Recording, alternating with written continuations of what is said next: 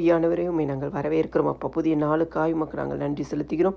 சங்கீதம் 31:7 உமது கிருபையிலே களிகூர்ந்து மகிழ்வேன். நீர் என் உபத்திரத்தை பார்த்து என் ஆத்தும வியாகுலங்களை அறிந்திருக்கிறீர். ஆண்டுடைய சமூகத்தில் ஒவ்வொரு நாளும் உங்களுடைய உபத்திரத்தையும் உங்கள் ஆத்தும வியாகுலங்களும் தேவனுக்கு தெரியப்படுத்துங்க. ஆண்டவர் உங்களுடைய உபத்திரங்களை பார்த்திருக்கிற தேவன், உங்கள் ஆத்தும வியாகுலங்களை அறிந்திருக்கிற தேவன்.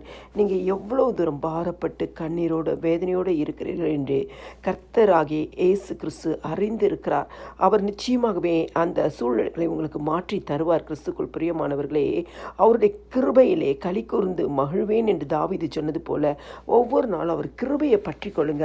ஆண்டவரே, இந்த சூழ்நிலை மாற எனக்கு உடைய கிருபை வேணும்ப்பா. இந்த ஆத்தும வியாகுலங்கள் மாற எனக்கு உடைய கிருபை வேணும்ப்பா.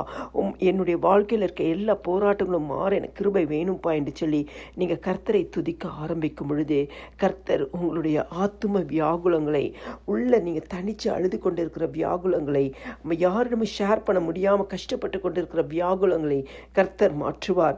சங்கீதம் 119:153 சொல்கிறது, என் உபத்திரத்தை பார்த்து என்னை விடுவியும், உமது வேதத்தை மறவேன். ஆண்டவருடைய சமூகத்துக்கு வந்து, ஆண்டவரே, என்னுடைய உபத்திரத்தை நீங்கள் பார்த்து இந்த உபத்திரத்தின் சூழ்நிலையிலிருந்துலாம் என்னை விடுவீங்கப்பா.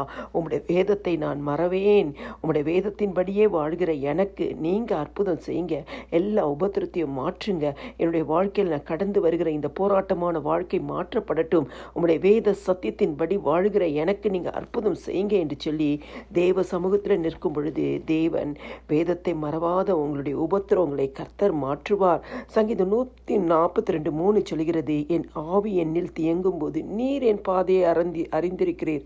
நான் நடக்க வேண்டிய வழியில் மறைவாக எனக்கு கண்ணி வைத்தார்கள். இன்னைக்கு சத்ருவினால் மனுஷர்களால் எத்தனையோ கண்ணிகள் வைக்கப்பட்டு அதன் நிமித்தமாய் உபத்திரத்திற்குள்ளேயும் வேதனைகளுக்குள்ளேயும் கண்ணீர்களுக்குள்ளேயும் பாடுகளுக்குள்ளேயும் கடந்து போகிற உங்களை ஆண்டவர் அந்த உபத்திரத்தை எல்லாம் பார்த்திருக்கிறார். உங்கள் ஆவி எதில் கலங்கி கொண்டே இருக்கிறதோ, உங்கள் ஆத்துமா எதில் கலங்கி கொண்டே இருக்கிறதோ அதையெல்லாம் பார்த்து கொண்டிருக்கிறார்.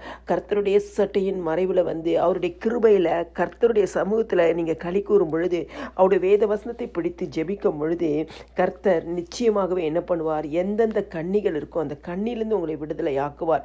கிறிஸ்துக்குள் பிரியமானவர்களே, ஆண்டவருடைய சமூகத்துக்கு வந்து ஜெபிக்கிறவர்களாய், துதிக்கிறவர்களாய், கர்த்தரை ஆராதிக்கிறவர்களாய், கர்த்தருக்கு நன்றி செலுத்துகிறவர்களாய், வேத வசனத்தின்படி ஜெபிக்கிறவர்களாய் மாறும் பொழுதே கர்த்தர் உங்களுடைய ஆத்ம வியாகுலங்களும் உங்கள் ஆவி கலங்கி கொண்டு இருக்கிற எல்லா சூழ்நிலையும் மாற்றி உங்களுக்கு அற்புதங்களை செய்வார்.